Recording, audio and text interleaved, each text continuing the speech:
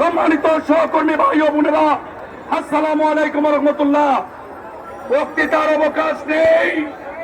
ধন্যবাদ জানাতে চাই 15 তারিখ আমাদের পূর্ব নির্ধারিত এই শোভাযাত্রাটি ছিল শতভাগ প্রস্তুতির পরেও দুর্যোগপূর্ণ আবহাওয়ার কারণে আজকের সভাটি 17 তারিখে নির্ধারিত হয়। আমরা অত্যন্ত দুশ্চিন্তায় ছিলাম।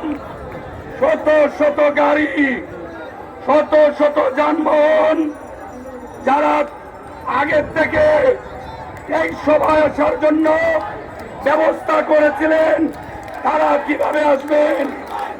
আল্লাহ অশেষ মেহেরবানিতে সকল বাধা অতিক্রম করে আজকের এই সভা ঐতিহাসিক আলিয়া মাদ্রাসার মাঠ কানায় কানায় পূর্ণ করে প্রমাণ হয়েছে বিএনপির সভা কোন পূর্ব ঘোষণার প্রয়োজন হয় না। খালেদা জিয়া, তারেক রহমান ডাকলে সভা হয়। আজকে যারা কষ্ট করে এই সভায় উপস্থিত হয়েছেন সকলকে দলের ভারপ্রাপ্ত চেয়ারম্যান শ্রদ্ধেয় তারেক রহমান সাহেবের পক্ষে ধন্যবাদ, কৃতজ্ঞতা জানিয়ে আমি আমার কথা শেষ করছি।